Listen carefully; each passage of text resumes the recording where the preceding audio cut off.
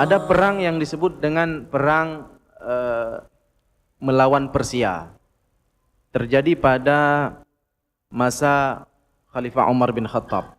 Pada masa Umar bin Khattab, Islam itu sudah menembus wilayah Iran sekarang. Artinya mereka sudah memasuki wilayah Persia. Karena Persia itu merupakan dua di antara negara adidaya pada saat itu. Ada Romawi, ada Persia. Suatu ketika Umar bin Khattab menulis surat kepada gubernur Kufah. Jadi salah satu provinsi Islam ketika itu namanya Kufah di Baghdad, di Irak sekarang. Dikatakan di dalam surat tersebut bahwa gubernur yang pada saat itu di Kufah adalah Abu Musa al-Ash'ari. Ini nama gubernurnya. Memerintahkan Abu Musa al-Ash'ari ini untuk mempersiapkan pasukan menyerang atau memasuki wilayah Persia. Dikatakan amara al-khalifatu liwaliha Abi Musa al-Ash'ari bil mudhi bi askarihi wal iltiqa'i ma'a jundil muslimin al-qadimin min al-Basrah wal intilaqi ma'an ila al-Ahwaz. Umar bin Khattab memerintahkan Abu Musa untuk mempersiapkan pasukan gabungan menuju ke Persia. Namun di dalam surat tersebut Umar bin Khattab menyebutkan, tolong tempatkan atau masukkan ke dalam pasukan tersebut orang-orang Persia. Karena mereka mau ke Persia. Jadi ada mantan-mantan Persia yang telah masuk Islam. Jadi mereka mungkin lebih mengetahui ya, lebih memahami medannya dan juga budaya di Persia. Wa qad jaa fil amri alladhi wajjahahu al-khalifatu li Abi Musa an yashaba ma'ahu al-faris al-basil. Untuk memasukkan orang-orang Persia. Maka Abi Musa pun memasukkan salah satu sahabat Persia bernama Majza'ah. Nah, ini barangkali asing namanya ya, Majza'ah. Majza'ah bin Thawr as-Sadusi. Ini seorang mantan Persia. Kemudian di Persia itu ada sebuah namanya sebuah pulau yang dikelilingi oleh laut, oleh laut. Pulau tersebut di samping dikelilingi oleh laut, kemudian pulau itu dibuat benteng. Jadi untuk tembus ke pulau itu tidak cukup kita dengan menggunakan sampan. Tidak cukup dengan menggunakan sampan. Tetapi untuk masuk ke pulau tersebut harus berlayar, kemudian harus menyelam karena dibuat parit. Ini benteng pertahanan Persia sangat kuat. Dikatakan wasyadharwan tustar wa anfaquhu ajibatun min ajaibil bina suyyida bil hijarati dakhmah al muhkamah wa du'ima bi a'midatil hadid sulbah wa bullita huwa wa anfaquhu bir rasas. Benteng tersebut di samping dikelilingi oleh air juga ditaruh besi-besi yang sangat tinggi. Kalau zaman dulu itu enggak tembus, kalau pakai logika, enggak bakal tembus benteng tersebut. Kenapa demikian? Ini dilakukan oleh Raja Hormuz ya, namanya Raja Hormuz, ketika dia mengetahui bahwa Islam di Madinah itu telah bangkit. Ketika mengetahui Islam di Madinah telah bangkit, maka dia khawatir ini suatu saat pasti daerah kita ini akan didatangi orang Islam. Makanya dia membuat sebuah tempat yang sangat susah untuk diakses. Dikatakan wa du'ima bi a'minatil hadidis sulbah wa bullitahu wa anfaqu bir rasas. Kemudian juga di atas benteng tersebut ditempatkan peluru-peluru Peluru zaman dulu itu mungkin dari besi-besi besar yang bulat. Kemudian juga jika sewaktu-waktu musuh datang, maka akan dialirkan cairan tembaga dari benteng-benteng tersebut. Nggak bisa lewat. Wa haula tustar surun kabirun samiqun yuhitu biha ihatatus sawari bil mi'sam. Qala al-mu'arrikhuna anhu innahu awwalu a'zamu surin buniya ala dhahril ardi. Jadi para sejarawan sampai menyebut begini, bahwa pagar yang dibuat oleh orang Persia itu merupakan pagar yang paling besar, benteng terkuat yang pernah dibuat oleh manusia pramodern, ya, yang paling hebat, ya. Awwalu wa a'zamu surin, ya. A'zam itu paling hebat, benteng paling hebat yang pernah dibuat. Kemudian summa hafra Hurmuzan haula suri khandaqan aziman yata'azzaru ihtiyazuhu wa hashada wara'ahu khirata junudi farisin. Kemudian ada sebuah pulau, di situ ada istana, kemudian sekelilingnya ada air laut, ada pagar yang dibuat dinding besi sangat tinggi. Kemudian di bawah air itu dia buat parit. Nah, di bawah air. Itu ibarat kalau sekarang itu seperti terusan Suez. Barangkali hadirin sekalian pernah baca terusan Suez. Terusan Suez itu di bawah laut itu ada apa namanya, terowongan. Itu bisa dilalui oleh bus, ya. Ada jalan di bawah laut. Ini dibuat oleh Hormuz. Jadi di bawah laut itu dikerok namanya apa namanya?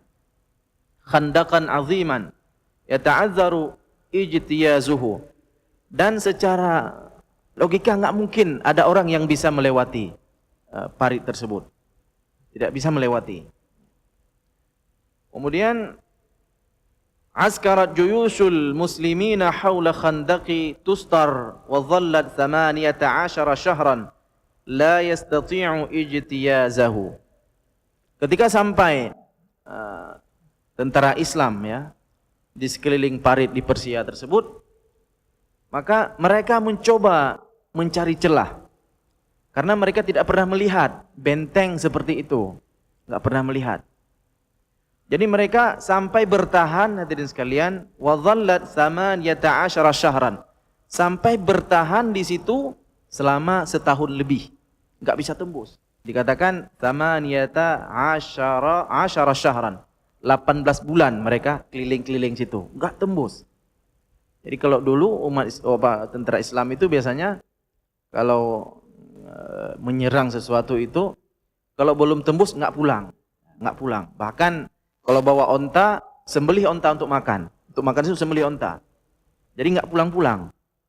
Memakan waktu sampai 18 bulan ini untuk cari celah saja. Ini belum terjadi apa namanya? kontak yang besar dengan tentara Persia. Wa khadat ma'a juyushil fursi khilala tilkal muddati at-tawilati 80 ma'rakatan. Namun di tengah percobaan untuk menembus benteng yang umat Islam ini enggak punya peta. Bagaimana sebetulnya menembus benteng ini? Juga terjadi kontak kecil, ya, bukan perang besar. Itu 80 ma'rakatan. Ada 80 kali, ini menurut catatan sejarah. 80 kali mungkin ketika ada seorang yang mencoba menembus akan dihalangi oleh penjaga-penjaga, maka terjadi kontak kecil. Kemudian wa fi akhir ma'rakatin min tilkal ma'arik ats-tsamanina hamala al-muslimuna ala aduwwihim hamlatan basilan sadiqatan fa akhla al-fursa lahum jusuril al-mansubah fawqa al-khandaq wa ladhu bil madinah wa aghlaqu alaihim abwabah hisanihim al-mani'. Kemudian setelah terjadi kontak yang 80 kali itu, tentara-tentara Persia tersebut sampai menutup, artinya membuat kembali pertahanan mereka Sampai wa aghlaqu alaihim abwaba hisniha al-mani'. Sampai membuat benteng itu bertambah kuat. Artinya tidak mungkin ditembus lagi oleh umat Islam.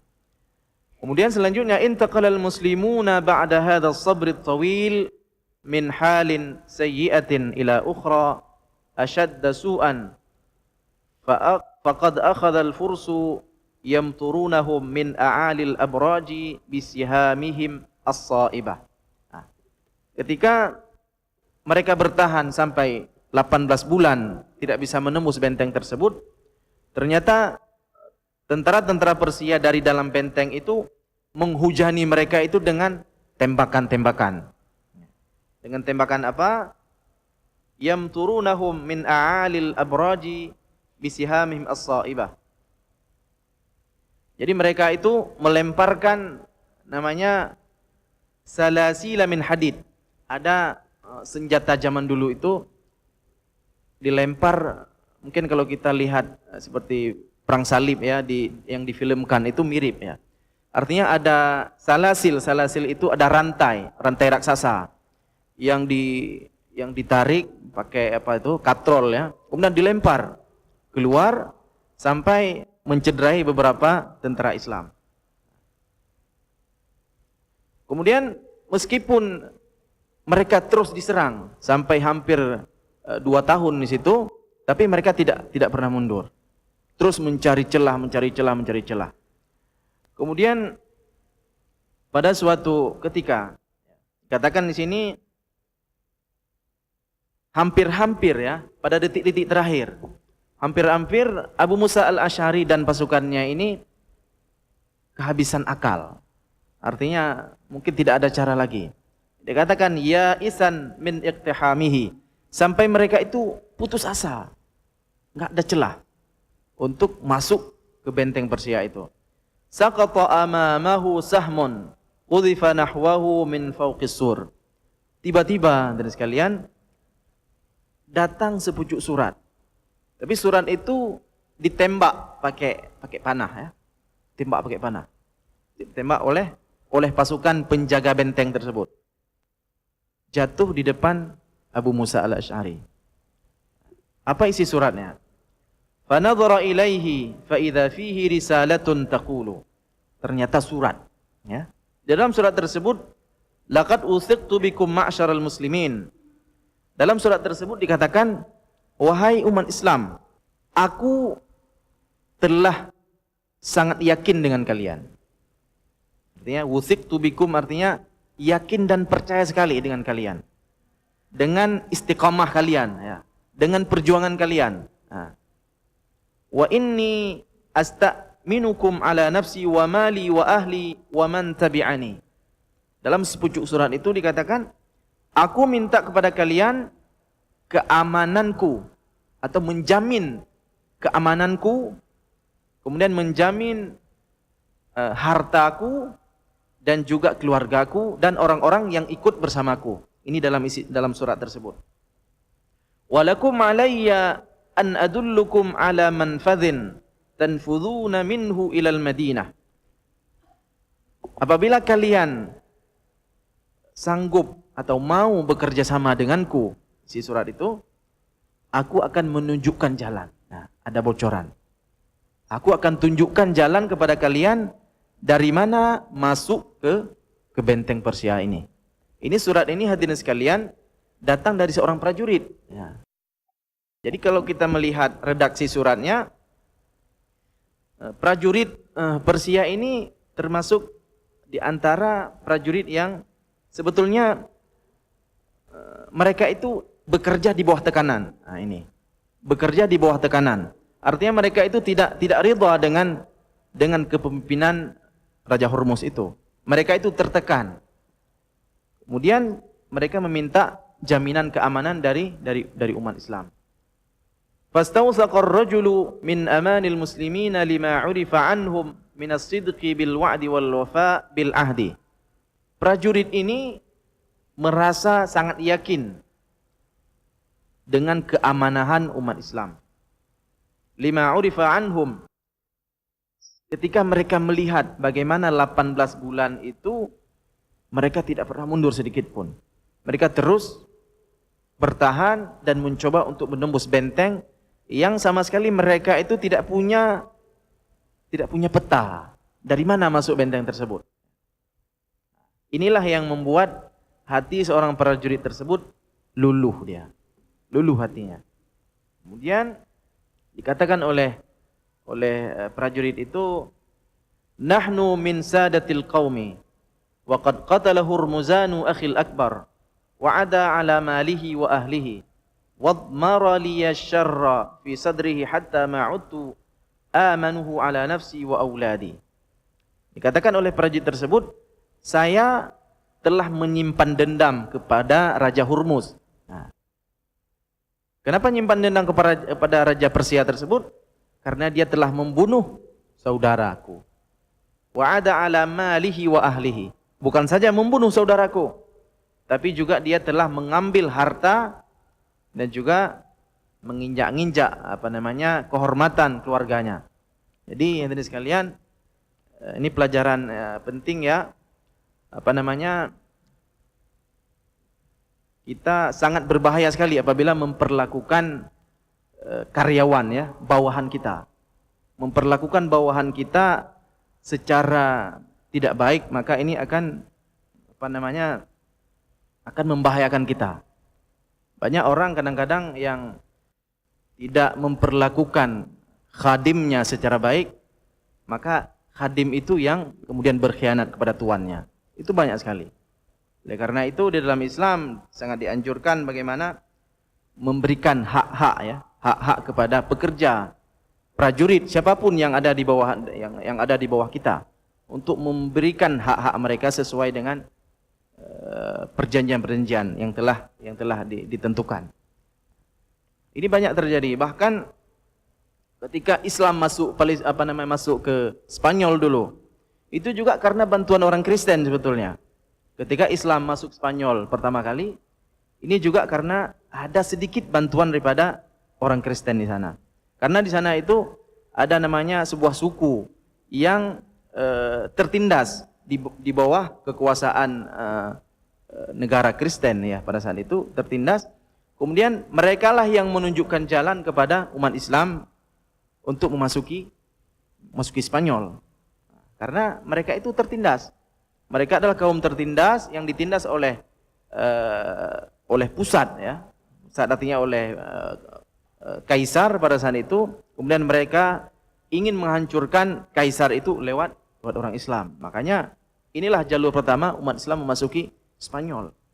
Makanya sangat berbahaya sekali apabila kita tidak memperlakukan bawahan kita dengan baik. Nah, kemudian apa yang dikatakan oleh prajurit tadi? Kemudian prajurit tadi ketika Abu Musa al-Asy'ari mengiyakan, oke, kita kerjasama, kata Abu Musa.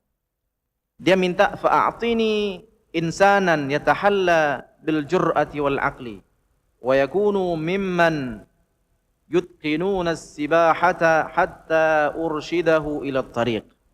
Pertama dia minta orang ya. Prajurit tadi itu yang membocorkan rahasia dari mana masuk ke parit itu, masuk benteng itu.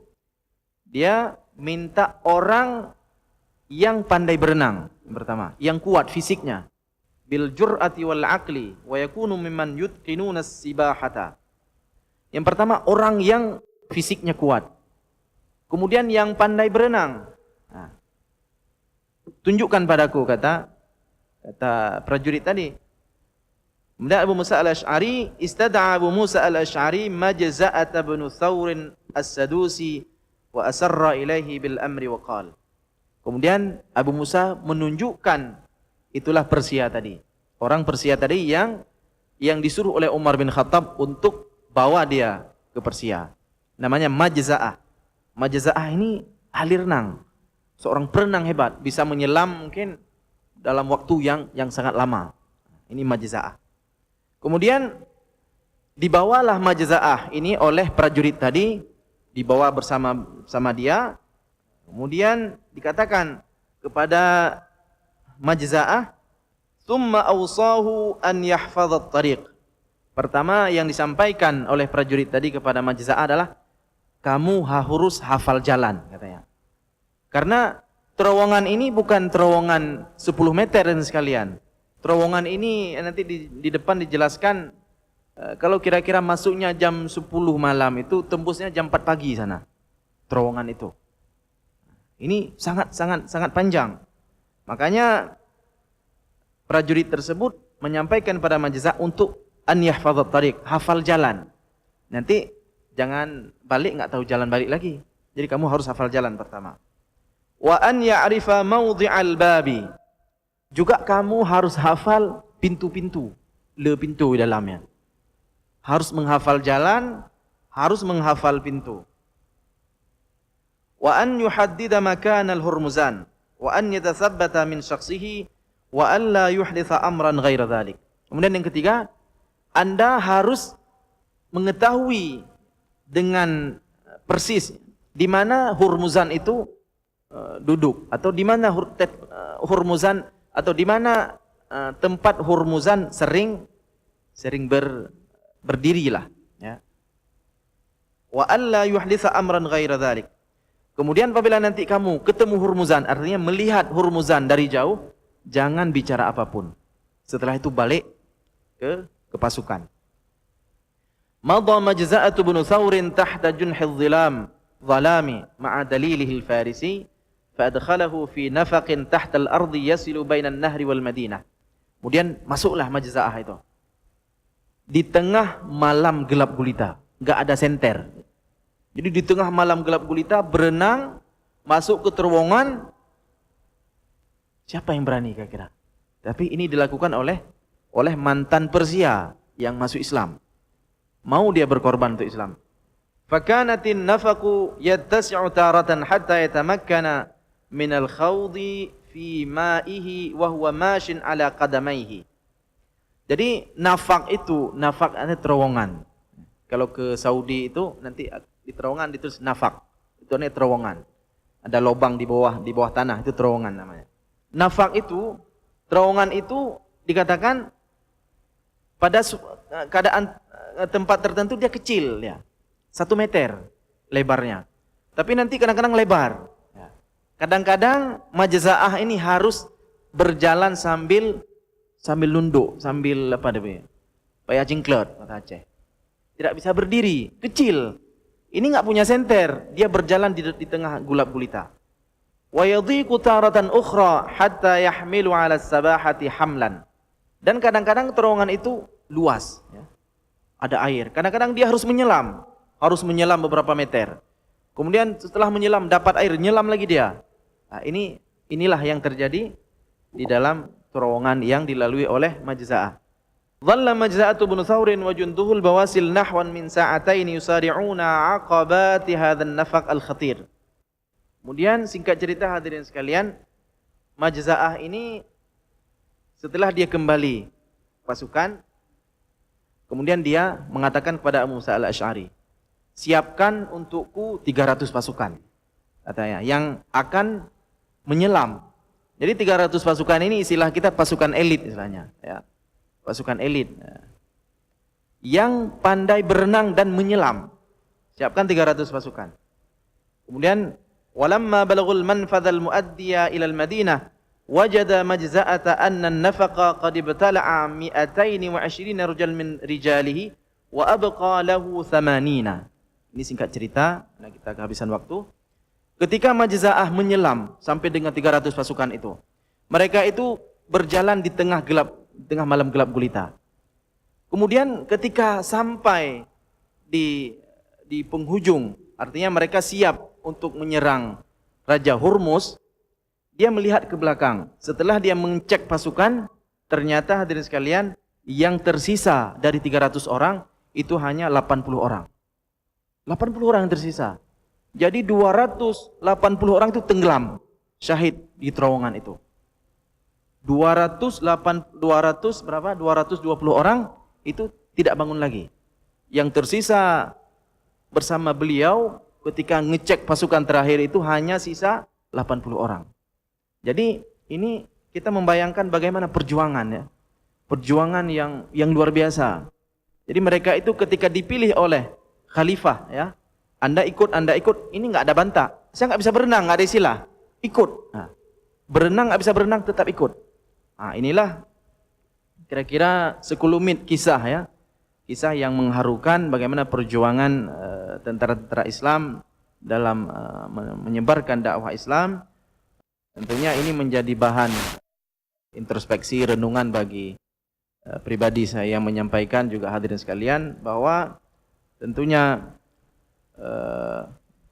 perjuangan para sahabat Rasulullah sallallahu alaihi wasallam itu tidak dapat dibandingkan dengan pengorbanan kita untuk Islam.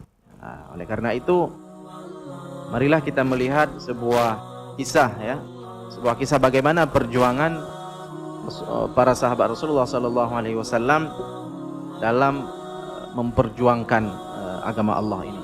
Allahu Allahu Allahu Allah, Allahu Allahu Allahu Allah, Allahu Allahu Allahu Allah, Allah.